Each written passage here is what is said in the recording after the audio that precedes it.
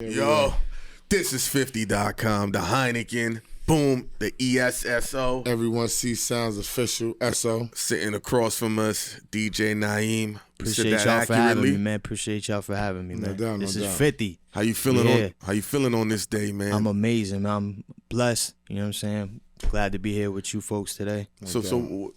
Are you really a DJ or are you just finessing that title? Nah. No finesse, man. No finesse. I feel you. You know, we go back to crates. Like I started on turntables. Oh, okay. You know, I still got the crates of records in my mother's garage. You know, just sitting there. I don't want to part ways with them, but you know how that turn be. into some money later. You never know. Or I give them to my son. You know, Let them start working on it, practicing. You know. So for all the people that's watching, why don't you tell us a little bit about yourself so they know what they're dealing with? Yeah, so I grew up in Jersey City, New Jersey. Oh, right. You know, right across the river. Yeah, right there.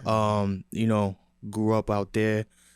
You know, growing up, my father owned a nightclub. You know, so that's kind of where I got my passion to want to get into the music game and really want to do this DJ thing. Okay. You know what I'm saying? And so my first job growing up was actually like going to the club on Sundays with my older brother and cleaning the club. And then a lot of times we found ourselves pulling the sheets back and just rocking on the turntables.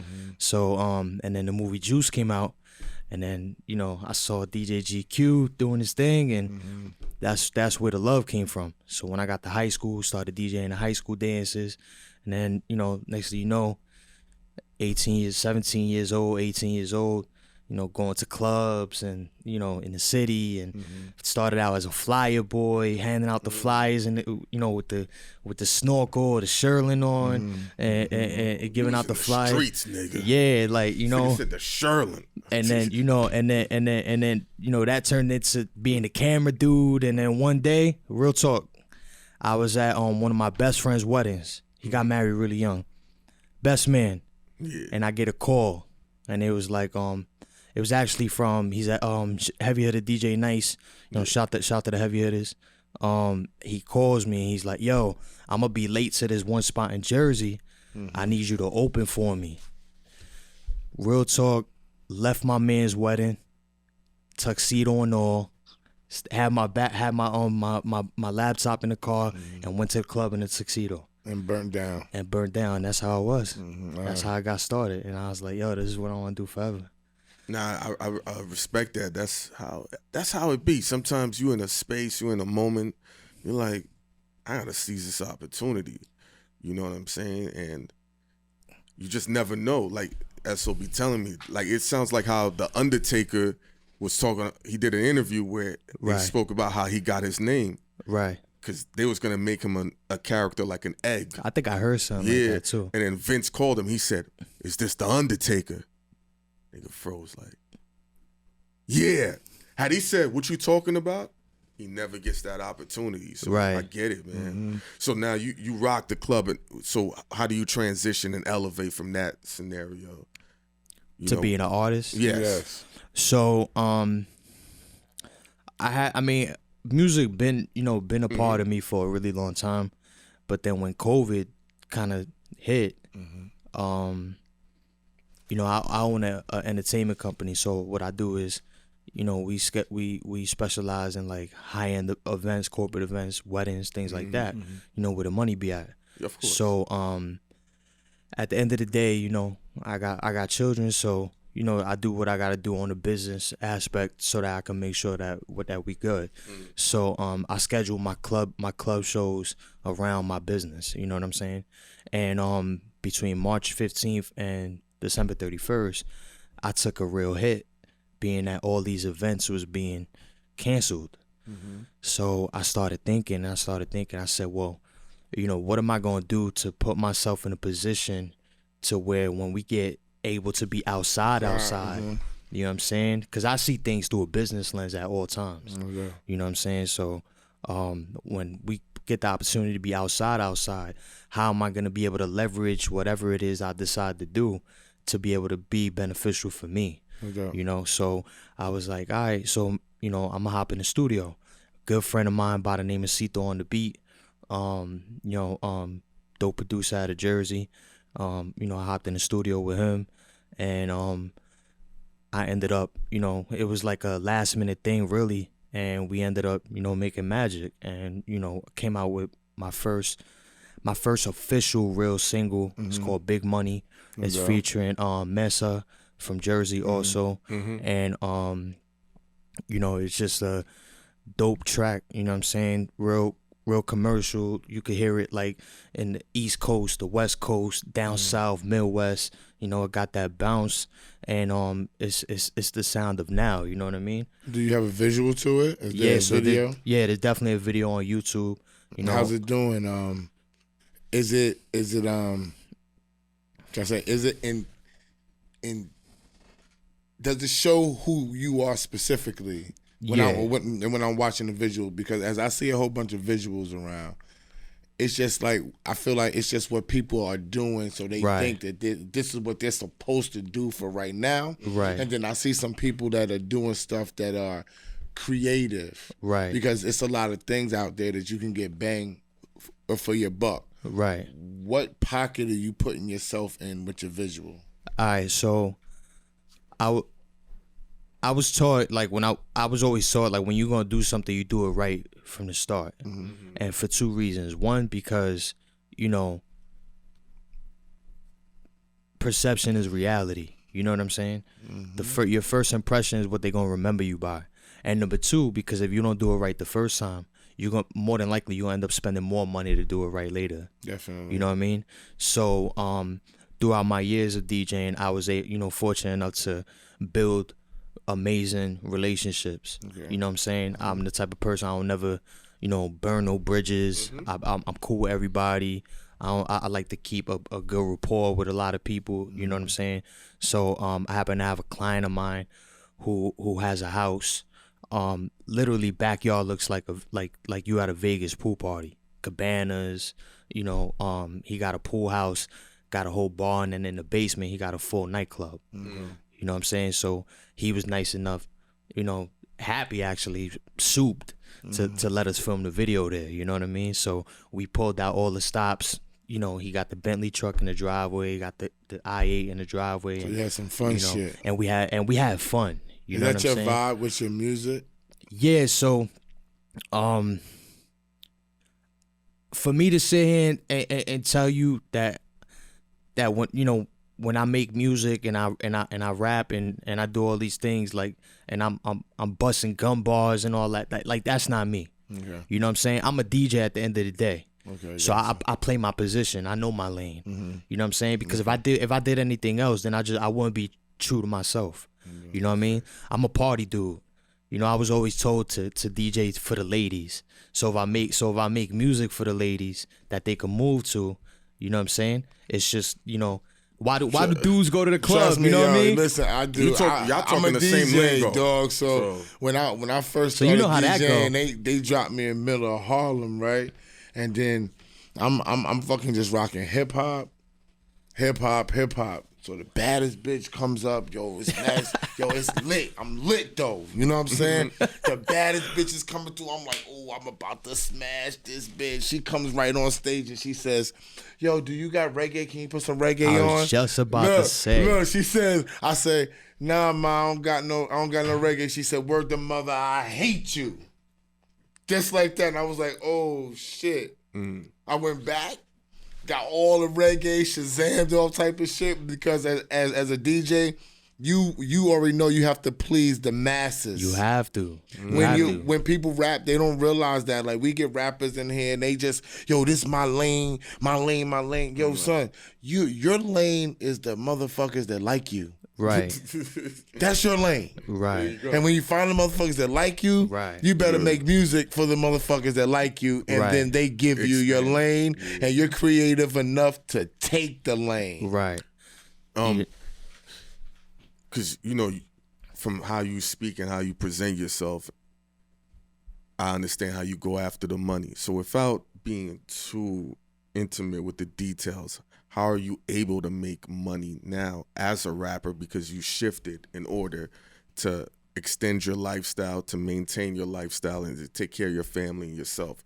Where's for people that wouldn't know, because there's a lot of people that's doing this Right. for free Right. or a Yeah. hobby. So how are you finagling it to have revenue come in? That's a great question. Yo, I'm gonna keep it real, man. Like I got a regular job.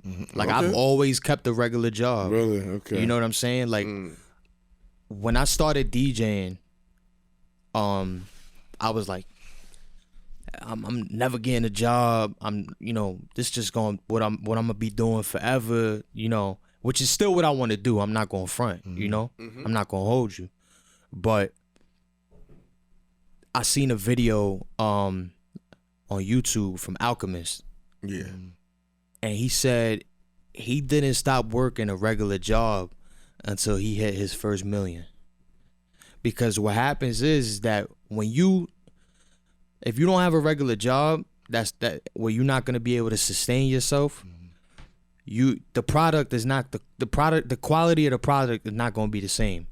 You know what I'm saying? So now you making beats, let's say in a producer standpoint, right? Now you making beats because you got to pay the light bill.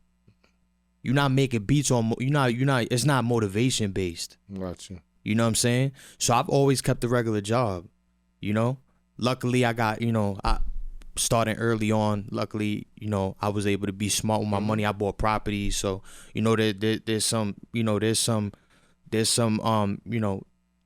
properties that I have that pay themselves. I was lucky in that sense. Passive income. Passive income, exactly. You know what I'm saying? So, but I got a regular job, man. I'm grateful. It could always be better because my business is I have two businesses. I own an event planning company, and I also own a DJ academy where I teach the youth how to DJ in Jersey. And I travel to certain homes, cities, children that where the parents pay me to go and teach them. But the DJ academy has been doing well post COVID, luckily. But my real bread and butter is shut down. You know what I'm saying? Ain't no venues holding no type of weddings. Ain't nothing like that. You know what I'm saying? So, like I said, just to piggyback off of what I was saying before, like for me to sit here and tell you, like, yo, I bust gun bars and do all this, like that's not me. Like I keep no cap. You know what I'm saying? Like I just keep it real. I like making music. There's nothing wrong with making. It's nothing wrong with making but I'm good just saying, music. No, you know right. What I'm saying? I like to make music that make people feel good. You know what I'm saying? And make the club bounce. And that's what you kind of need right now. So you basically filling the void because we don't have a lot of music like that right now. It's just straight up making people feel good, making people want to do drugs. And I'm not taking nothing away from none of the music. Right. I came up with drug music too. Right, me you know too. What I'm saying? Me too. So, but right now we also have feel good music. We also was in the parties and we lulled. So we had parties. Then Mobb Deep was hitting and everybody was smoking weed. Yep. Then Puffy was back hitting and then Missy was dancing. Then Snoop is gonna be gangsta. And then we got others. So we had a whole bunch of now everybody's kind of like this. So feel good music could really work right now. It could be the timing. It could be very different in this day and age. And you know what it was? It was like I was trying to think of like what kind of track I wanted to make, you know what I mean? And then right now, and I think like anywhere you go, we just so flooded. And not to take anything away from anybody that's doing it. We so flooded with drill. I know you. You know what I'm saying? But I wanted. Easy, yo, it's so easy to do because it's a type of beat that's making people move, and you don't have to be lyrically inclined. Right. So of course, and it's in the what's making it real deal is that it's in the radio playlist right now. Right. So you can get on radio. So right now, it's hard to figure out. The number one thing is people be like, yo, you think that's gonna work on radio? Right now, people know what's gonna work on radio. It's drill. So they going after the drill all day long because they want to get the popularity. Once you get the popularity, like I always tell him, it's a popularity contest. Ain't that the truth? And then you can go off to where you want to do. Now, once people like you, now you can give them feel good music. Because I told a dude to do a drill record. Remember G6 that came here? Yeah. And they were trying to figure out a record. I said, well, he was like, drill is easy. I said, so do the drill. If it's easy for you, if that's your swag, do the drill and start getting people like you. Do 10 drill records. Who cares? Because it's gonna leave sooner or later. Right. So you might as well hop on the wave. Might as well hop on the wave because you're gonna have to rap again soon. Exactly. Because I mean, Naeem, you never know. That be the record. Boom, you get the residual. Boom, you get the writing credit. Now, like you said, you got 3 kids, and he taught me this.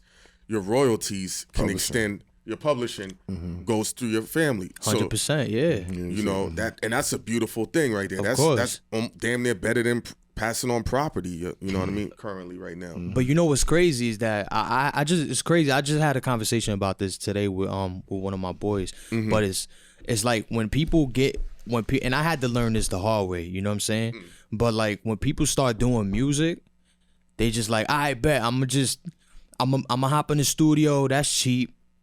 I'ma pay DistroKid or TuneCore or United Masters and that's cheap. And I'm gonna just put it up and we gonna have 1 million streams. But they not doing the research on the business aspect of the whole thing. Like you need to know the business part more before you even start doing anything. And I had to learn that the hard way. You know what I mean?